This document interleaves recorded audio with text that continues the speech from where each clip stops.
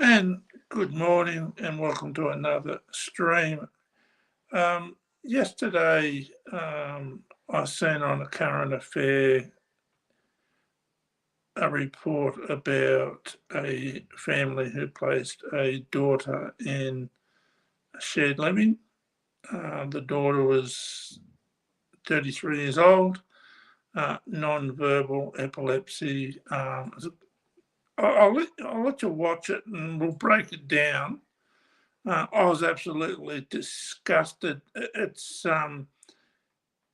neglect is abuse, and in my opinion, it's abuse from the service provider, the support workers, and most importantly, the NDIS, because they're letting these services get away with things that they shouldn't be allowed to get away with. And you'll have to forgive us this morning. Where we live, I lost power about 9 o'clock, so we're all running off battery power at the moment. So things may be a little bit slow, but we're going to get there. So we'll start off and we'll play the a current affair program that was on 2 nights ago.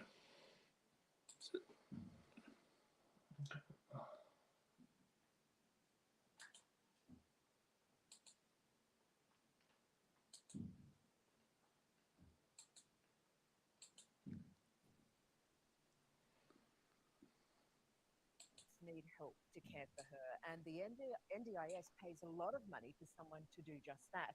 But the conditions in which she was living were so concerning, her mum and dad feared for her health, sometimes even her life. We've lived through an 18 months of hell with this place. Totally gut-wrenching. Emma Treble loves listening to music, going for walks and a drive in the family car. She's much like you and I. But Emma lives with disabilities that mean at 33 years old, mum and dad can't care for her anymore. It's a full-time job, like Emma, and overnight you are up and down every night of your life. Battling cancer, Jeff is exhausted and Meryl worn out.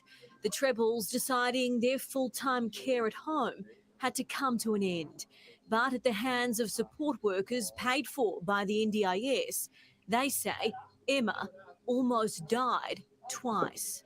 We've seen all the mistakes and all the times we've had to bring her home when the whole idea of this was to set her life up and we can finally perhaps have a bit of life of our own. She came very close to dying. Emma's epileptic and non-verbal. Very few people know her, like her private carer of 10 years, Sam Waters. But Sam says after 14 months living in supported disability accommodation, Emma isn't herself. Very affectionate, used to be very happy. You can see that she's been traumatised by this whole thing. Emma moved into a brand new house in suburban Melbourne in March last year, a place where she would have around-the-clock support by community care provider Sunrise to Sunrise. But according to her loved ones, that didn't happen. Instead, her parents and carers say Emma lived in filth. Her sheets would be very dirty. There'd be faeces all over them and dried urine.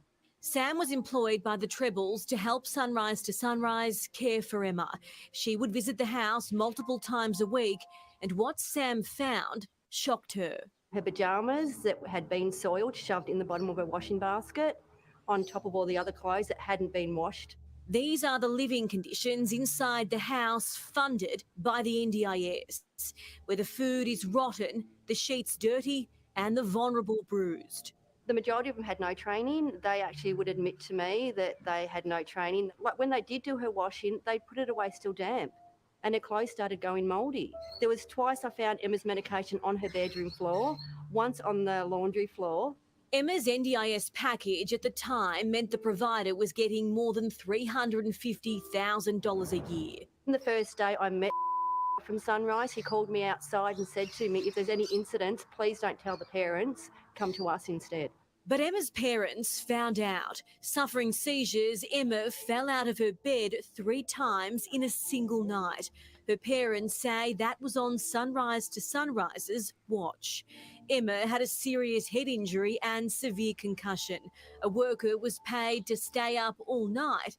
Instead, it's been revealed they were asleep on the job. You put your trust in these people to do the care at the level you do it, and they honestly don't do that. Her parents say 2 months later, Sunrise to Sunrise gave Emma the wrong medication. They couldn't determine which medication had been given. 4 months later, Emma had food poisoning. They defrost chicken or any meats just in the sink. In hot water? Yeah, hot water, and it'd sit there all day. That same month, Emma caught COVID, which turned into pneumonia and later respiratory distress syndrome. She spent more than 3 weeks in hospital fighting for her life. Desperate parents who are quite sort of traumatised about fighting the system. That happens on a regular basis. You know, that's monthly. Disability Advocacy Manager at Valid, Frederica Jensen, has seen providers make the system work for them. We do come across cases where both support coordinators and service providers are billing for care that's not done. In a statement, registered NDIS provider Sunrise to Sunrise said, "We are committed to continuous training and improvement and recognise that this is vital to the delivery of high quality, customised care." Emma's parents, Emma's carers all want greater regulation of the disability sector. They want NDIS support providers to be closely and strictly monitored to make sure our most vulnerable are cared for, even when no one else is watching. Who's overseeing all this and who's keeping an eye on these people and these companies that are popping up with NDIS? You fight for everybody. You want to make the system better. The NDIS. Okay, you've seen that for yourselves. To me, it's absolutely disgusting. I mean, come on, who are we kidding? This is not an isolated case. I've heard of these things going on before. The NDIS is supposed to be there to help people. These parents are going through hell. The father's going through cancer treatment. Both the parents are worn out. They trusted this organisation to look after their daughter. These people have provided 24-hour a day, 7-day-a-week care for 32 years for this young lady. 32 years, 7 days a week, 24 hours a day. They need help. And what do they get? Nothing. That organisation said they're committed, and they should be committed. It's disgusting. Bill Shorten, the federal minister, change your last name to Beaton, because that's what you need happening. You cannot leave people in this sort of environment. Medication laying the ground. Clothes going mouldy. Dirty bed sheets, dirty clothes, food poisoning, food left out. It's abuse. It's abuse for that young lady and it's abuse for her parents. Imagine what they're going through, you know, fighting cancer. That in itself is tiring. Then having to put up with this. They put their daughter in a shared living to be supported because they could no longer do it. And their daughter's been abused. Neglect is abuse. Come on, Bill. Pull your finger out, you twit.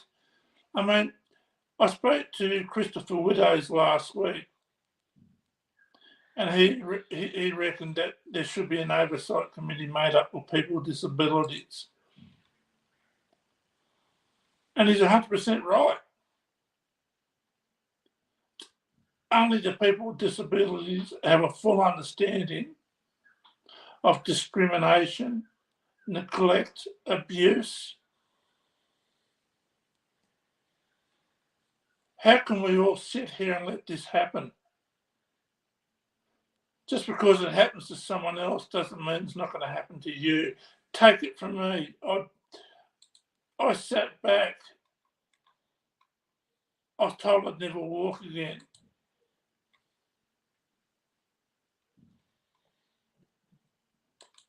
It took me a couple of years, but I got there. Then I contracted MS.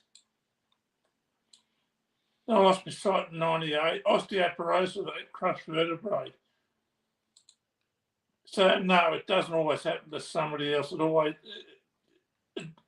karma's a bitch.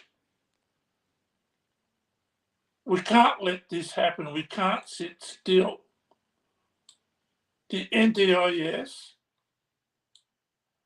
and the people who run it and the federal minister need to be held accountable.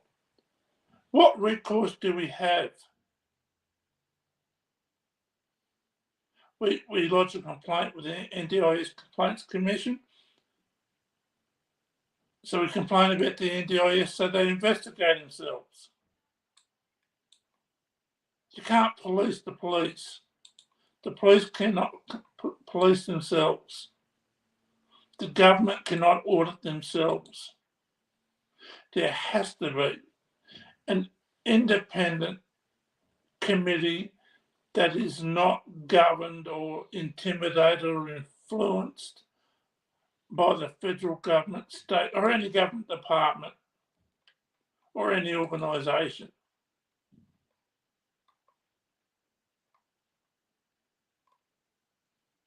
This has been a complete and utter letdown for this family. If that was your husband or wife, your parent, your child, your sibling, niece, nephew, whatever, you wouldn't just shrug your shoulders and say, oh, it's somebody else. It's sad, but it's somebody else. Things can turn very quickly. Take it from me, I know. Firsthand, multiple times, things turn quickly and you lose control.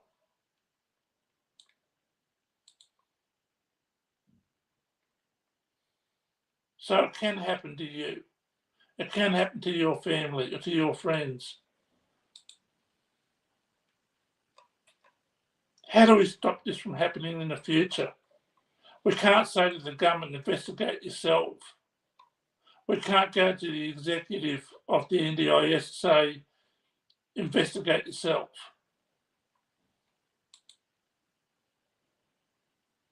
They have to be held accountable.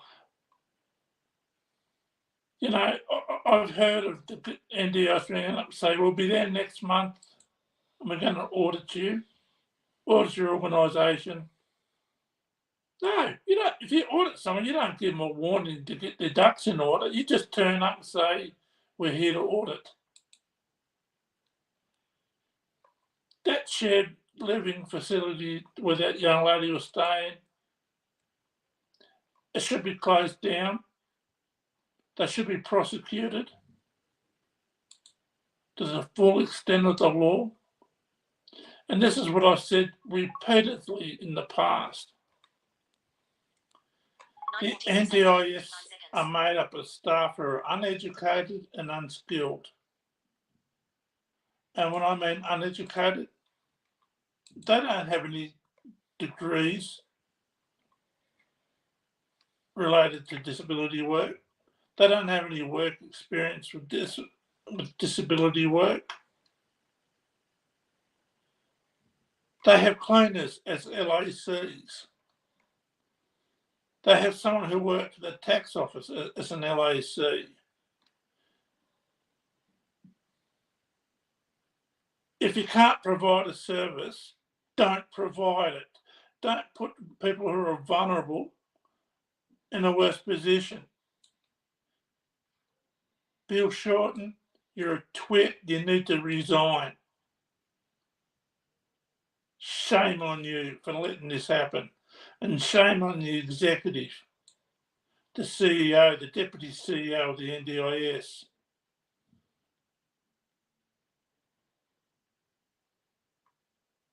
And we had a look yesterday, Chris and I. The CEO of the NDIS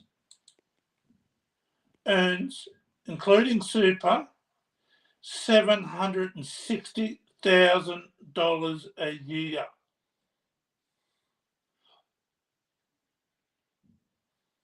His qualifications are in commerce or in banking.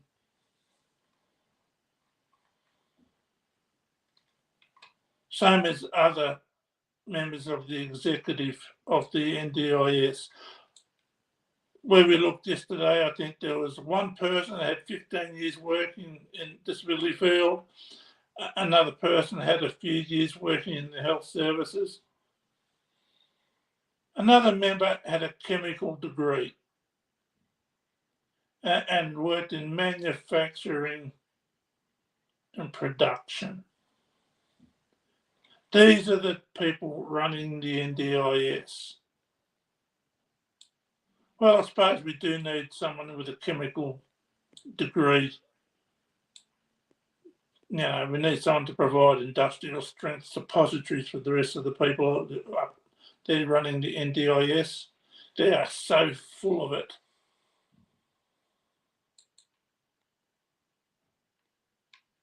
I'm angry. I'm angry that this has happened to that poor girl and to that family and to the rest of the people who aren't making the news. This is not an isolated case. It's not an isolated issue. It's just beyond belief how this organisation has support workers who are unskilled, untrained. I know to distribute medication, you have to be qualified and authorised to do that. A support worker can't just walk up and hand out medication. They have to do a course on it. Medication was laying on the floor.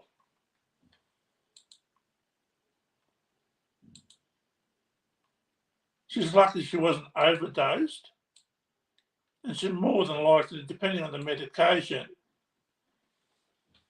she wasn't getting it. She was probably going through withdrawals. She's non-verbal, so how can she speak up? So congratulations to that support worker who'd been looking after that young lady for 10 years, speaking up on her behalf. And to her family, I am truly sorry that you've had to go through this.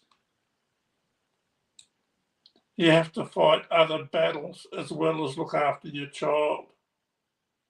I'm truly sorry. This should never have happened. And I hope those twits running the NDIS and Bill Shorten learn from this and put something in place to rectify it. And what this organisation really needs is an oversight committee that's not influenced or controlled by the NDIS or the federal government, made up of people with disabilities that can put themselves in other people's shoes, that can understand what the other people go through. I've got multiple disabilities.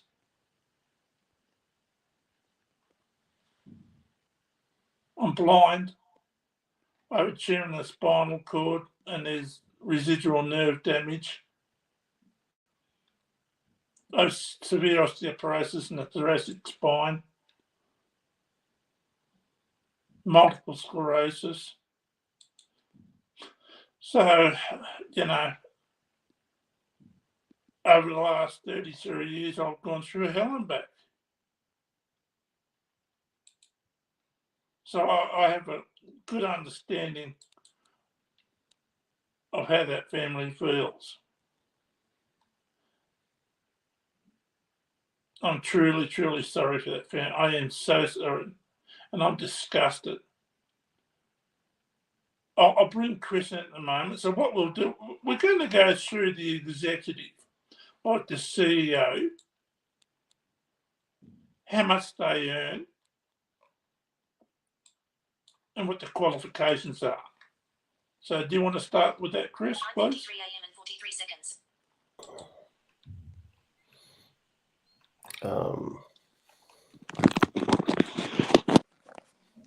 Okay, I'm just looking at the transparency portal.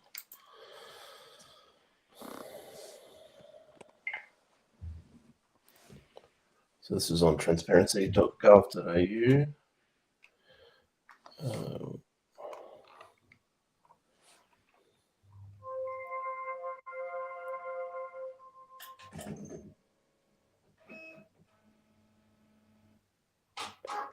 Okay.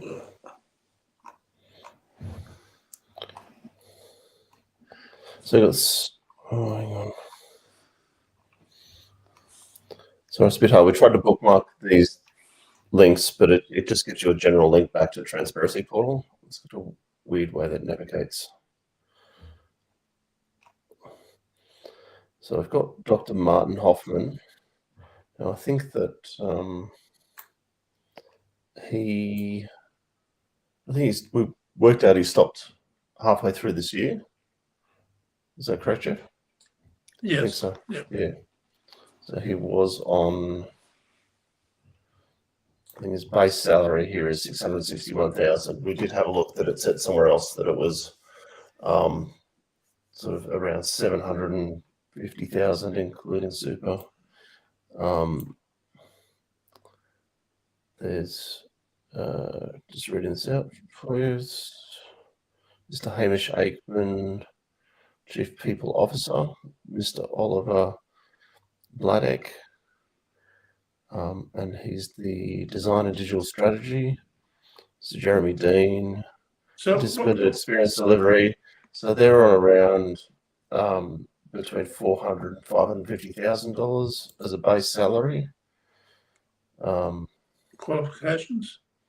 So I just need to go to another section.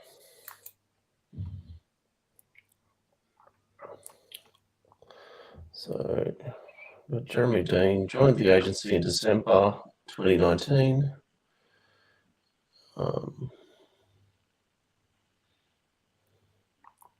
He was operational arms of the agency, including local area coordinators, early childhood intervention partners, previously CEO of ANZ Banking, and he's worked in the financial services industry. Oliver Bladek, he worked for Westpac, 15 years with McKinsey and Company.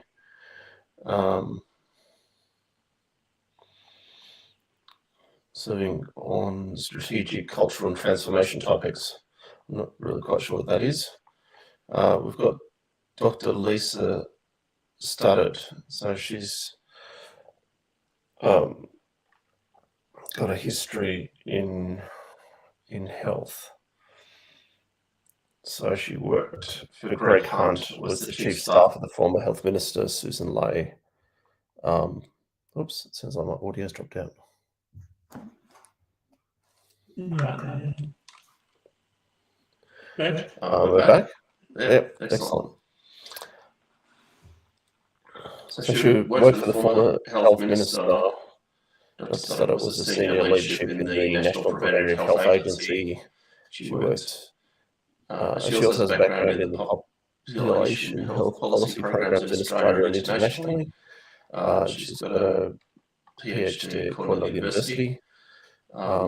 Ms. Sarah Johnson She's the one that you mentioned before. She's worked in 15 years as a scheme actuary of the National Disability Insurance Scheme. She was the director of PricewaterhouseCoopers, worked for the Productivity Commission, Disability Care Support and Inquiry Team. She's got a range of other roles in state governments to do with disability support. Nicole Glazenbrook, she's got experience in markets and treasury, fellow of the Institute of Chartered Accountants. Melissa Woodburn, extensive experience in financial management, risk management, performance improvement, organisational and public sector reform. Mr. Ian Frew is a qualified chemical engineer. And the first part of his career in global industry automation roles, where he worked in a variety of industries from refining and manufacturing through to building automation. And Hamish Aikman, who has worked various roles with Coles Supermarket and Kmart under the ownership of Wesfarmers. He's 10 years in retail. He's got various roles in change management, in supply chain management, I should say, and was previously with Ernst & Young. Okay. Is that it? Yep, that's it. Okay, so there you go. Out of all those people on $500,000 a year, if not more, one certainly does have qualifications. One has worked in the healthcare field. The rest are chartered accountants, chemical engineers, and marketing and manufacturing. And what a crock of crap. What do these people know about disabilities? What it's like to have a disability? What it's like to support a person with a disability? What it's like to raise a child with a disability? Guaranteed it's all nepotism. 100% nepotism. Jobs for the boys. It's not what you know, it's who you know to get the big dollars. Bugger the people who need the NDIS and bugger the people who rely on the NDIS to be run correctly, fairly, justly, to protect people on the NDIS. What do chartered accountants and engineers and people in commerce, why are they there? Other than those two ladies.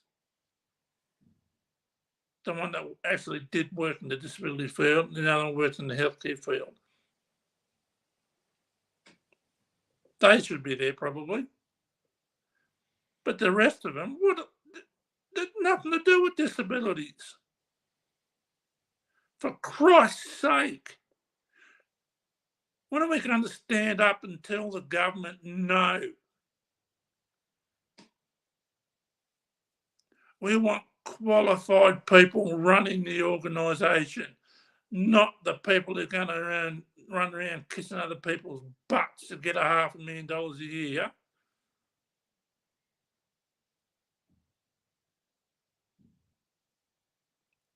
Gone are the days where people with disabilities have to sit in a corner and be quiet and be thankful. Shame on the federal government for employing these people, other than those two that's got qualifications to be there. The rest don't. Marketing and engineering and accountancy.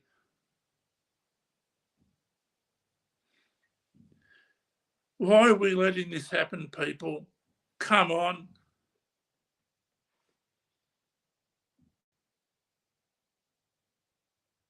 If we don't push for change, who's going to do it?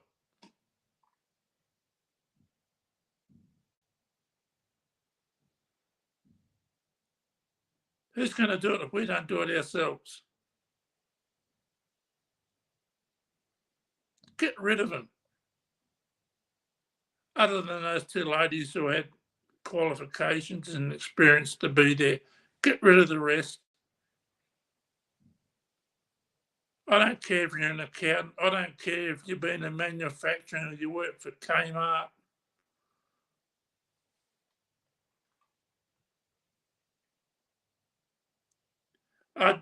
What else can I say?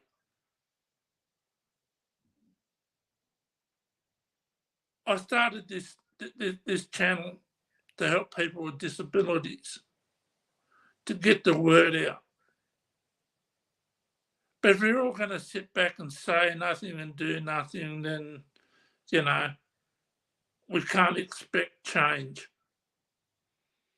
Those of us who can stand up and speak for ourselves and for others, we need to do it. We can't let this happen anymore. People making decisions that have no idea what they're talking about. Sorry, Jeff, we've got someone's put a comment. This Midnight Rider has said, "Hi, Jeff." Oh, g'day, Midnight. I know Midnight is from Silver Diamond's channel. That's the channel I go to regularly, a couple of times a week. She's a lovely lady. So if you're ever on YouTube and you want to go somewhere for some fun, Silver Diamond, yes, that's her real name. So, and Midnight Rider, he's quite up there, often up there on the panel as well. Nice gentleman. So, yeah. But, you know, the NDIS was designed to help people with disabilities, not to abuse them.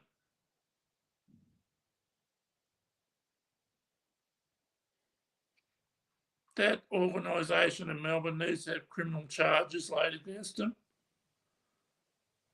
So does the federal government. So does the senior executives on the NDIS, because they're running the organisation.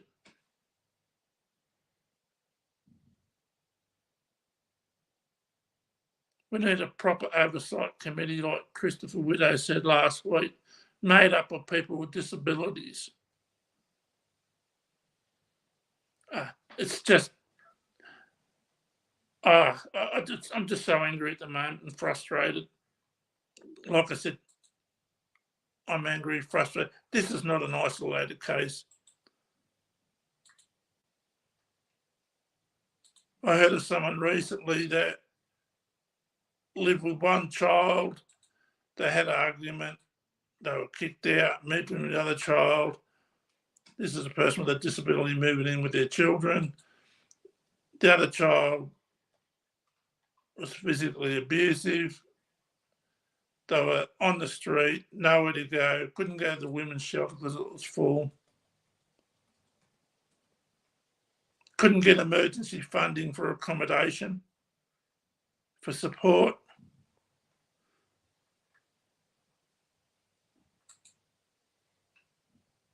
These aren't isolated cases. These are happening every day, multiple times. It's got to stop.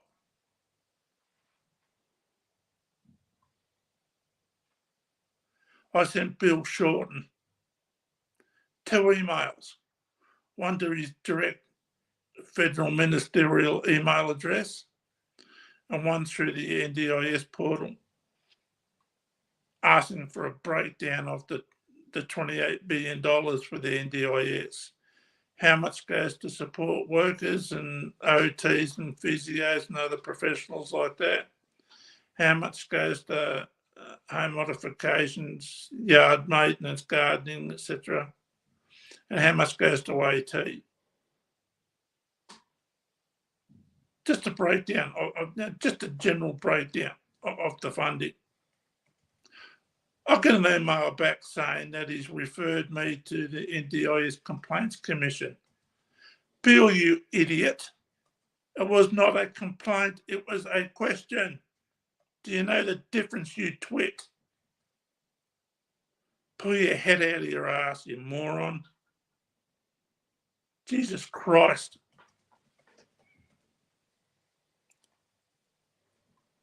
I tell you, when I hear and see things like this, I get so angry I could just literally reach out and just punch this crap out of someone.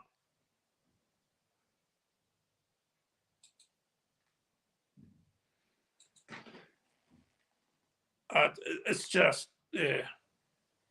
We're lucky in this country to have the NDIS, but it's being ruined by the morons running it. I'd like to see the executive, the CEO, the deputy CEO, or Bill Short come on this stream, talk to me face to face, and let people with disabilities, not handpicked, like you see on TV, they're all handpicked. The questions are pre-approved because we can't make anyone look bad or hold them accountable. Come onto a live stream where we can ask the questions and hold you accountable. I know it's close to Christmas now, but after Christmas, the invitation will be there for Bill Shorten, the CEO, the deputy CEO, and any other of the executives to come onto this stream and talk. I would have calmed down by then, so we'll have a conversation. I'll ask you questions. Anyone in the chat can ask you questions. And if you need to be held accountable, you'll be held accountable. Nothing's going to be pre-approved or handpicked.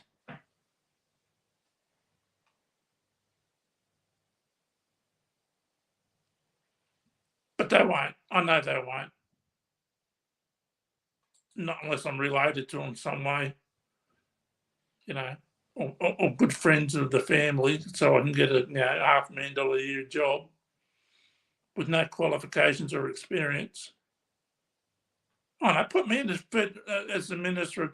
Put me in as treasurer. That'll do. I'll do that job. Does that make sense? Put me in as treasurer, deputy prime minister. I've got no experience, but I'll do it for the money. There's no difference between that and putting people up on the CEOs and deputy CEOs who have no qualifications or experience in the disability field. You goddamn Jesus. Anyway, the invitation's there to Bill Shorten, the CEO, the deputy CEO, any other of the executives to come onto a stream next year, talk to me. I can ask you questions and you can take questions from people in the chat. It's an open invitation anytime. But we all know they won't do it. Yeah, too busy spending their $500,000 a year doing bugger all, just ignoring people, neglecting their duties and neglecting people on the NDIS.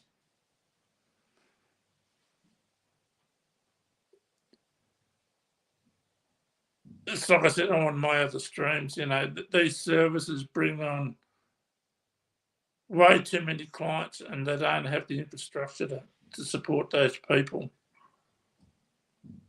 It's a neglect, it's abuse. And that, if you look into it, it's more than likely a criminal act, that abuse and neglect.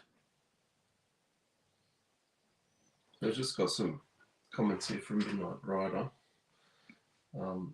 He said he just left Silver Diamond's panel, so that was on. He said he's agreeing with you. He said, yeah, that's one reason I stay at home, because the way I'm disability. I ain't got no way of going, and I'll have to find a way.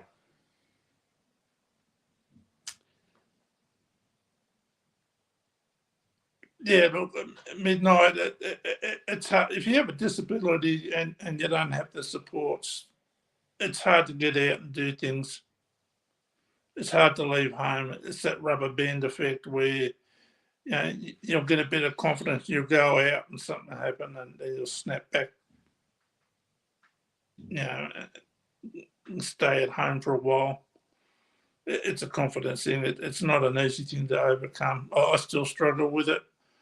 After 33 years, it's an ongoing struggle. So it's hard.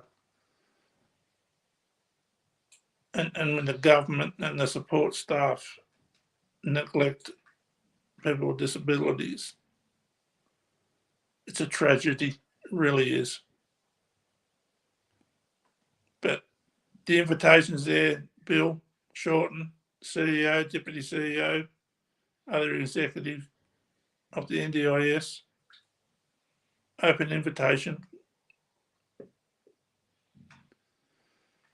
Anyway, that's enough of my rant about that this morning. I was just really pissed off that this poor family's had to go through what they did. Anyway, but this time of year, it's scam. It's always scam time. But when it's Christmas time, it happens just a little more frequently than it usually does. It's either done over the telephone or you get an email wanting your information. I got a text the other day saying, "Oh, you're late for a bill. Go to this. Use this link. Go to this website." Yeah, nah, not that stupid. Sick of that. Yeah, the phone calls from Amazon and PayPal, eBay saying they're going to charge my card. If I don't want it charged, press 1 and speak to an operator. And it's always an Indian with a strong accent, but his name's Kevin Johnson or Michael Smith. How stupid do you think we are? Well, I think we're seeing some stats yesterday. The first 4 months, was it this year or last year? Australians just scanned over $200 million in the first 4 months. It's a 166% increase. So getting sick of these calls, sometimes I play with them. I have some fun with them. Make up stories and sort of get them to do stuff for like 20 minutes or half an hour before they realise they're being scammed themselves, just wasting their time. But anyway, we found a couple of things online to help identify some scams. So we got the first one there, Chris. The one from Current Affair. This first one, again, is from a Current Affair. I find these things, I subscribe to a few channels, and because you watch certain things on YouTube, then other things that similar pop up. So this is how I found some of these things on YouTube. Scam in Australia, costing victims millions every year. It's known as business email compromise. And tonight, how it cost a well-known horse racing identity $100,000. It's a beautiful car, but I don't know if I wanted to spend 200 grand on it. Rob Heathcote is one of Australia's top racehorse trainers. All he wanted was to surprise his wife with a new car. Instead, he's the victim of an elaborate scam that cost him $100,000. How would you describe these hackers, these scammers that do this? I mean, this is... anyone who, seeks gain out of illegal activity to the detriment of others, lock them up and throw away the key.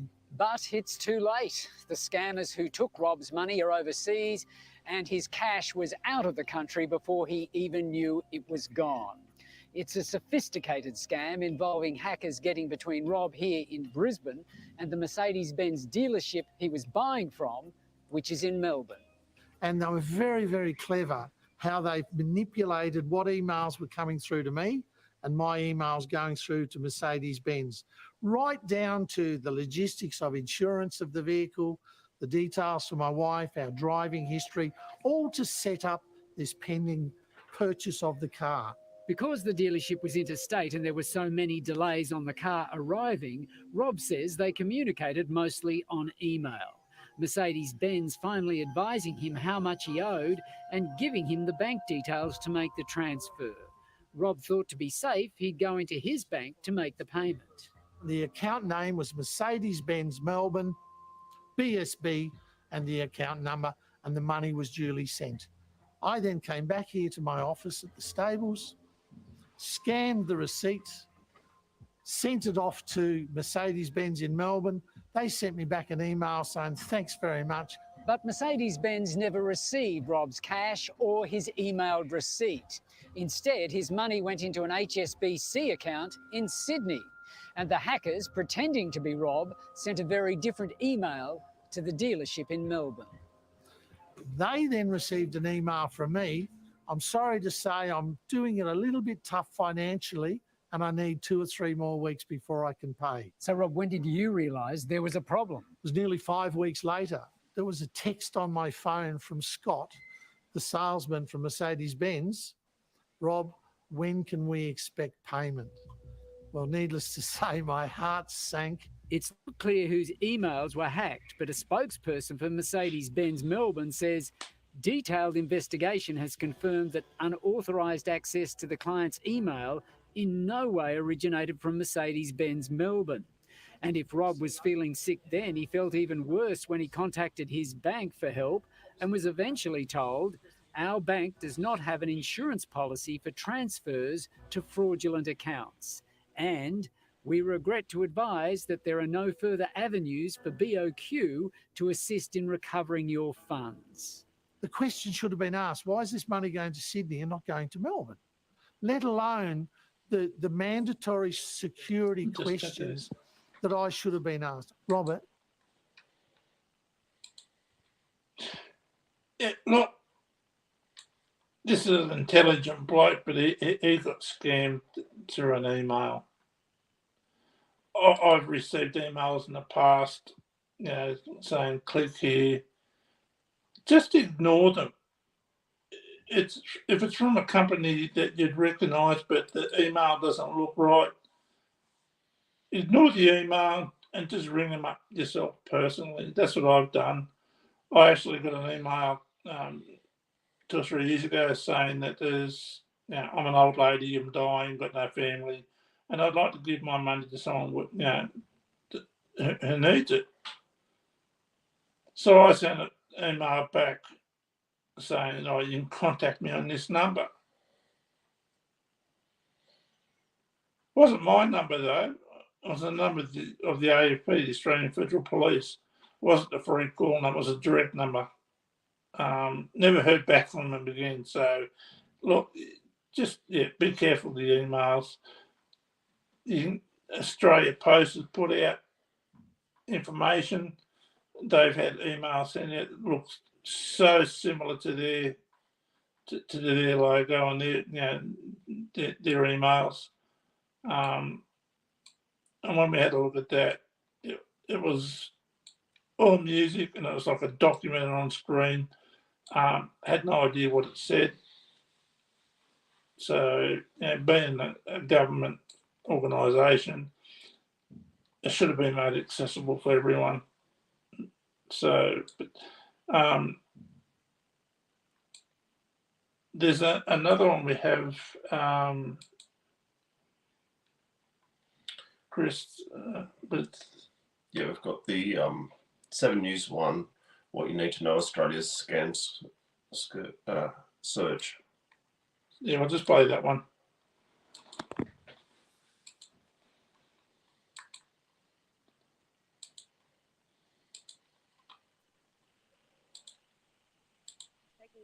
in-depth look at the rapid rise in the number of people being defrauded. Soon, we'll hear from the Australian Competition and Consumer Commission with the latest warnings, plus hear the best tips on how to stay safe online. Between January and May, Australians have lost more than $205 million to scams. That's a 166% increase compared to the same period last year.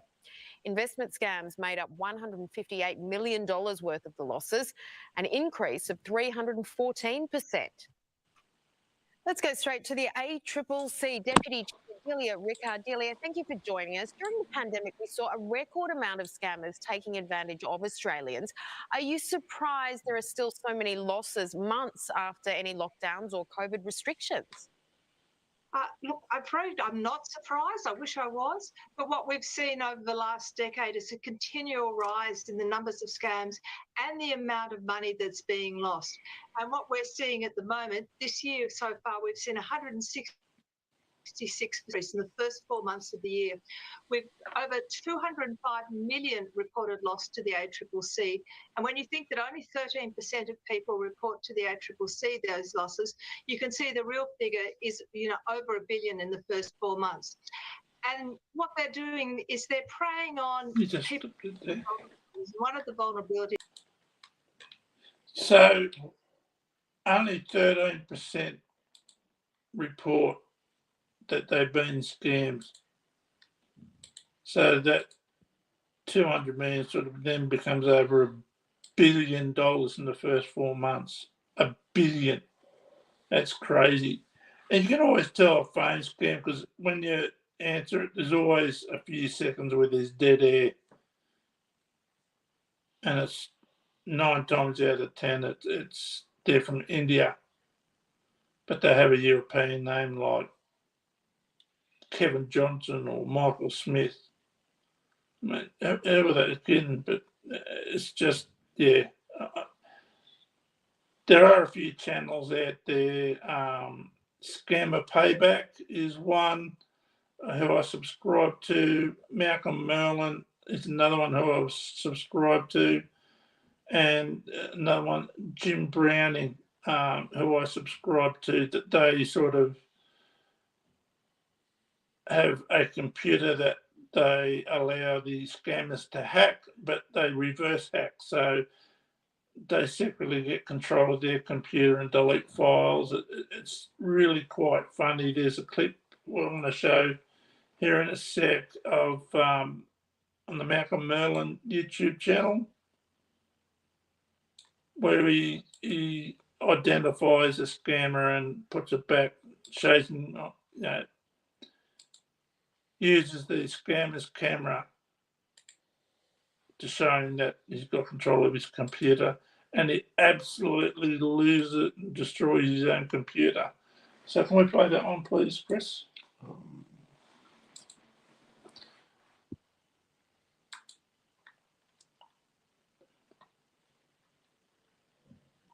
So I'm just queuing that one up. Yeah, it's quite funny, but there is a bit of swearing, but that's all part and parcel of these scammers, or how they treat people.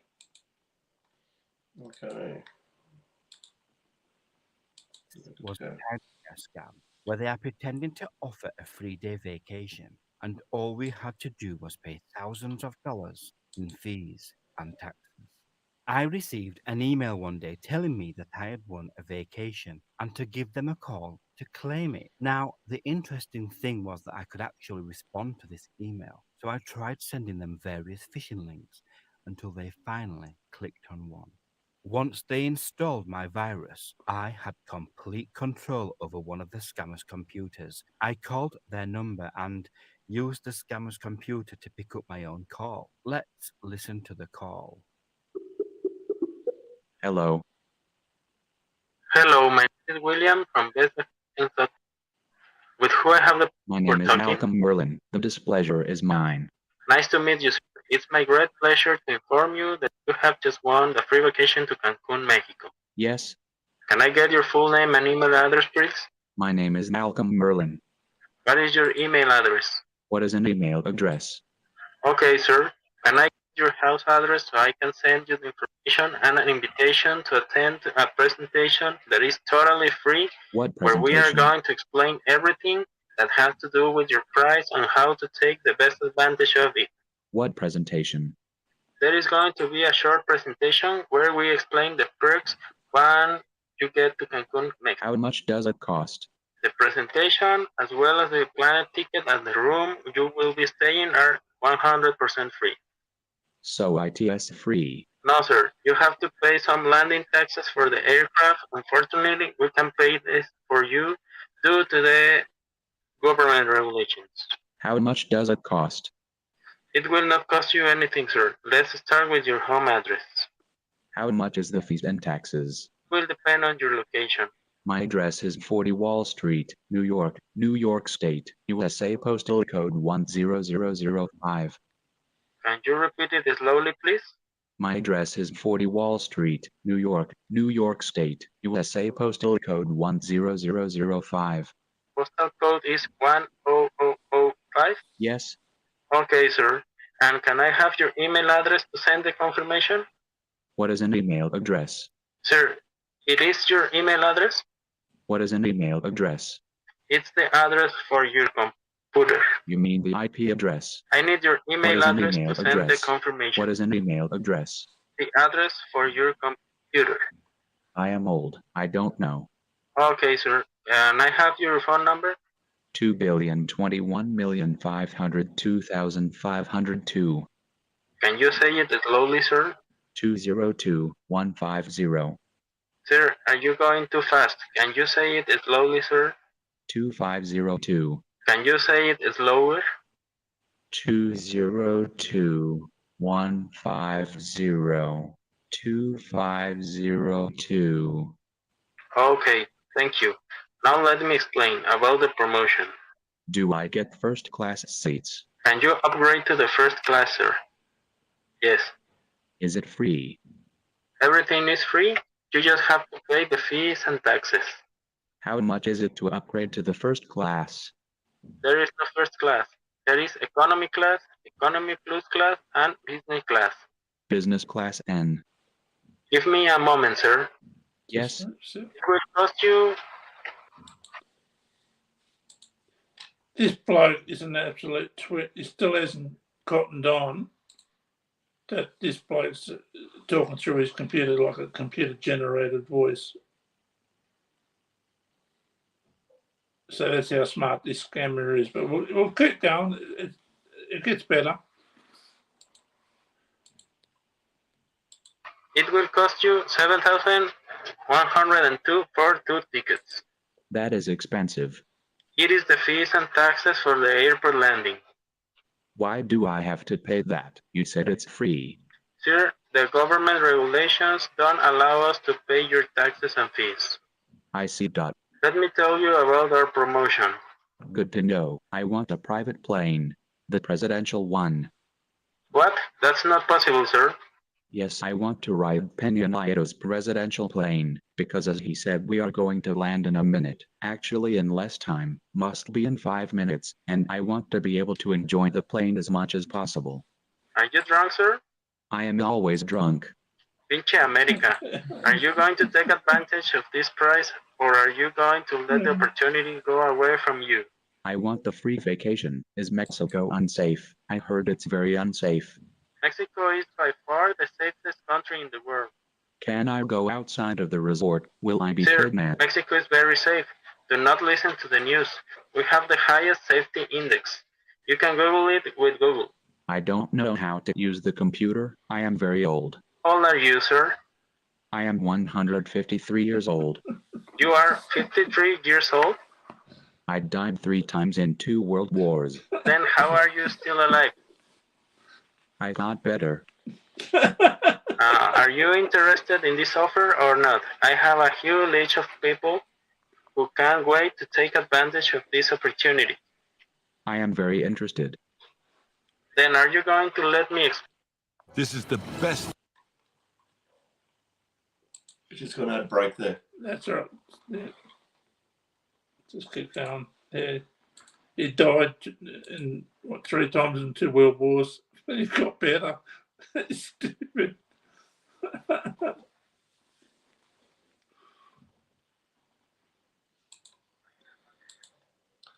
Oh, I'll get back on now. You read that. Vacation? Yes, I have a question. Tell me. Are you trying to sell me a timeshare? No. What is a timeshare? Explain the vacation. Yes. So you will be getting the free vacation. You can upgrade your plane tickets if you wish. This is a 3-day vacation. We have unlimited food. The alcohol is free, but you have to pay a small fee each time you order. This is the trip for the wait staff. You will be asked to attend a mandatory short 30-minute presentation during your stay. What is the presentation about? If you enjoy the vacation, we want to explain to you how you can own a small portion of the resort so you can return anytime. That sounds interesting. Yes. Do you have another question? Yes, tell me more about the timeshare. You can purchase between 1 week and 4 weeks per year of shared time in the resort. So, this is a timeshare. No, it's not a timeshare. Then what is it?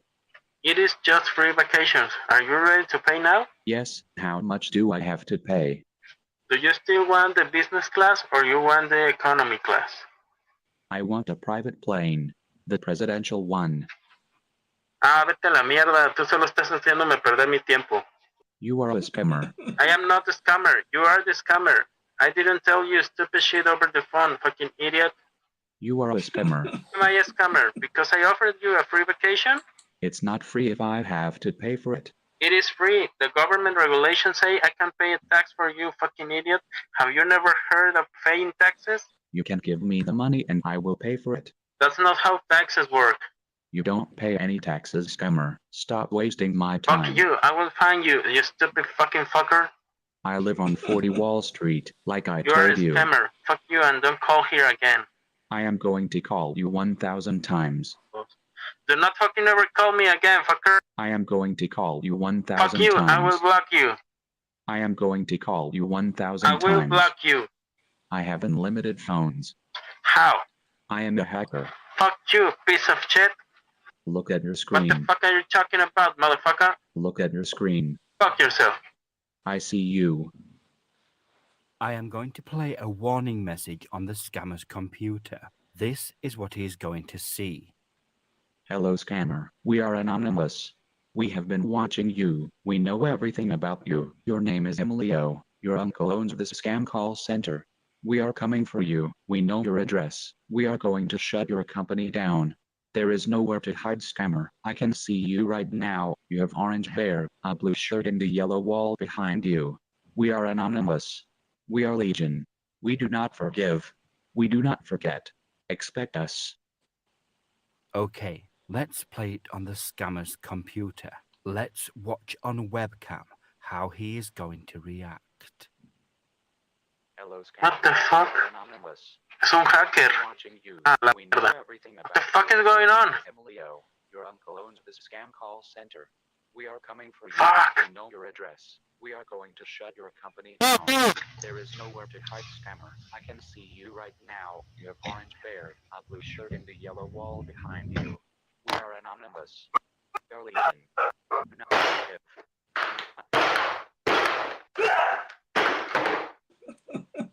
Something there. That was the most insane scammer Just hold reaction there, I... Chris. Yeah, got it. Yeah, what that scammer did when he seen that message, he started punching the screen until he broke the screen off the computer. I mean, I think it's funny. Yeah. Look, although this part was funny when the scammer got his own back, being scammed, you know, just be aware from the phone calls, texts, and emails. If you're not sure, just ring the organisation. I constantly get one asking for Mr. Levi because he had a car accident, and I say no, you got the wrong number. Then they say, "Oh, have you been in a car accident?" I usually play along and tell them I have and make a big story and say I'm going to get millions. But